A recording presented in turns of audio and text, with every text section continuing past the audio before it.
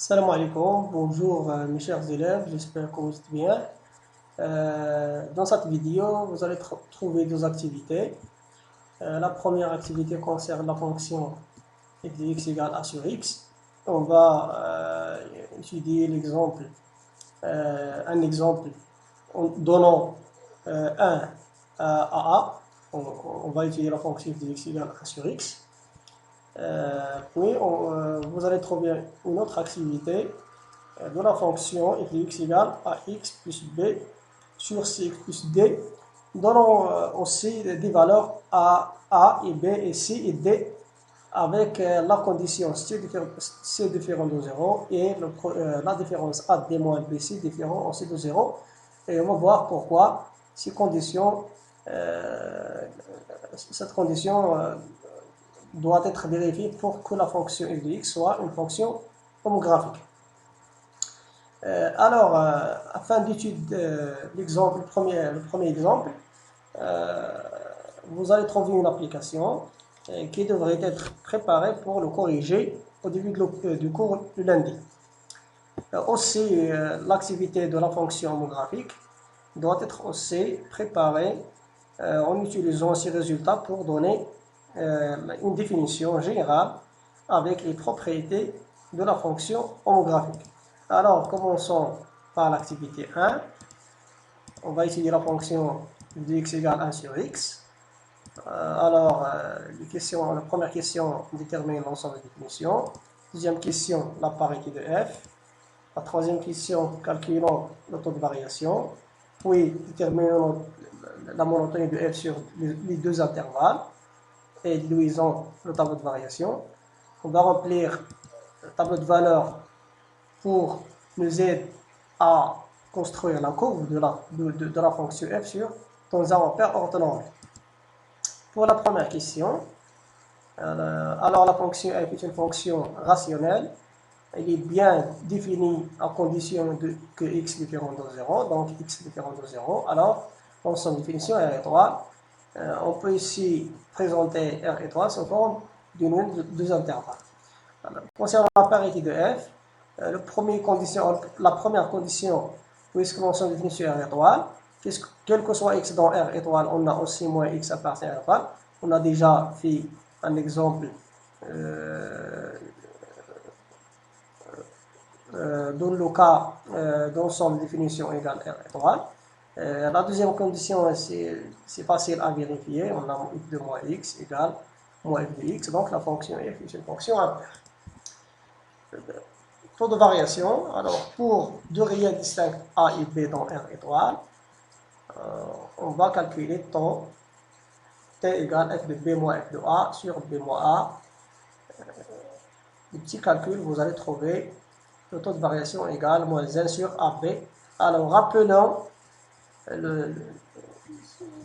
cette valeur, le taux de variation, on va l'utiliser pour déterminer la monotonie de f à la troisième question. Donc la monotonie de f sur l'intervalle 0 plus l'infini. Donc a et b sont distincts à partir de l'intervalle 0 plus l'infini. Donc on a a positif et b positif. Alors le produit aussi positif. Donc on peut déduire le signe de taux qui égale moins 1 sur AB.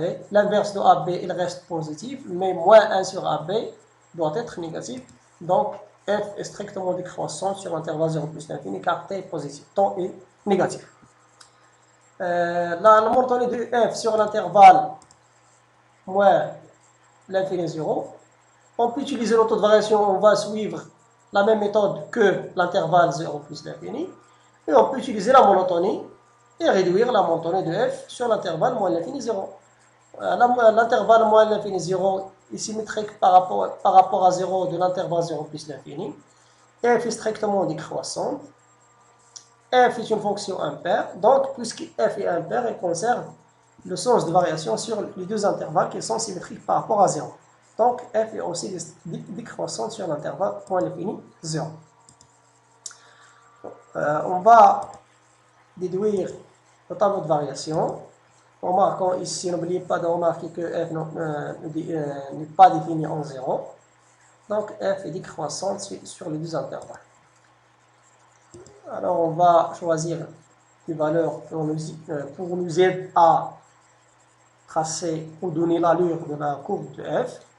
Prenons par exemple 1 sur 2, l'image 1 sur 2 d'après l'expression de f égale à 2, l'image de 1 égale à 1, 2 égale 1 sur 2 et l'image de 4 égale 1 sur 4. Alors, pour représenter la courbe CF, commençons par les points. 1 sur 2 l'image 2, 1 sur 2 l'image de 2, l'image de 1 égale à 1, l'image de 2 égale 1 sur 2, et l'image de 4 égale 1 sur 4. Alors, on relie les 4 points et on trouve la courbe de f sur l'intervalle 0 plus l'infini. Bon, utilisons ici la parité de f, puisque f est une fonction repère. Donc, il est symétrique par rapport à l'origine du repère, où la courbe CF admet un centre de symétrie, CO. Donc, d'après la symétrie, on trouve la deuxième partie de la courbe de f sur l'intervalle moins l'infini, 0. Alors, d'après cet exemple, on peut généraliser l'étude de la fonction f de x égale a sur x avec a différent de 0. Par exemple, si a égale à 0, trouve la fonction nulle f de x égale à 0.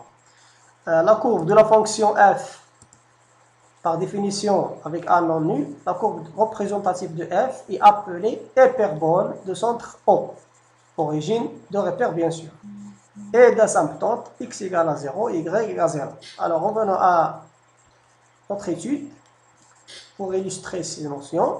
Donc on a O, c'est le centre de symétrie. On a utilisé le centre de symétrie pour continuer la construction de CF. On a l'axe y égale à 0, c'est un asymptote مقارب أفقي. لاحظوا بأن هنا الدالة قريبة من هذه الضغوات y égale à 0. et aussi هنا عندنا عاوتاني هنا الدالة قريبة لهذه الضغوات كيتسمى l'asymptote, c'est un asymptote. On a aussi une autre asymptote verticale, هذا واحد مقارب عمودي. لا كورب ديال السي اف تي غادي تيقرب من هاد لا ضغوات هذه ليكواسيون اكس ايكال 0 وعاود كيقرب من هاد لا ضغوات اللي هو لو ميم هنا ادغوات هنا اغوش. دونك هادو كيتسموا لي اسامبتوت l'asymptote horizontale et l'asymptote verticale de la courbe de la fonction f. Donc l'hyperbole عنده un centre et deux asymptotes. L'asymptote verticale et l'asymptote horizontale, ce sont les deux axes de repère. Voilà, qu'il a de la fonction de référence liée à sur x. Alors, concernant les propriétés d'un hyperbole, donc on a si a négatif, donc est-ce qu'on a la fonction décroissante, pardon, si a négatif, donc le tableau de variation de f, on a la fonction, la monotonie de f croissante sur l'intervalle moins l'infini 0 et aussi croissante sur l'intervalle 0 plus l'infini et la fonction f bien sûr n'est pas définie en 0. Si a positif, on a déjà fait un exemple, la fonction f est décroissante. La courbe de f se présente sous la forme qu'on voit ici si a négatif, donc la fonction croissante est aussi croissante. Le centre de symétrie c'est l'origine et les deux asymptotes, c'est y égale à 0 et x égale à 0. Si a positif, on a deux asymptotes aussi, asymptote verticale et l'asymptote horizontale, les centres de symétrie. Alors, d'après la dernière, d'après la résumé qu'on a déjà vu, donc vous allez faire l'application. الا ما تعاودوا ترجعوا ديروا داكشي اللي من الاول، حاولوا تعتمدوا غير على هادشي اللي كاين في الجدول، تعتمدوا غير على هاد الجدول هذا. باردون. دونك هاد لا ريزومي هادي غادي ديروا ليتيد ديال هاد لابليكاسيون هذا وهاد الجوج هذا. دونك وحده غتكون ا نيجاتيف واخرى غتكون ا بوزيتيف وغاديروا تعطيونا غير الطابلو دو فارياسيون تعطيونا لا كورب دو اف. Alors, pour la deuxième activité, vous allez faire l'activité 2 qui concerne un exemple d'une fonction homographique. Vous allez trouver des questions simples à faire. ensemble de définitions, taux de variation, des variations, tableau de valeur, et vous allez construire ou donner une allure à la courbe de f dans un vecteur orthonormal.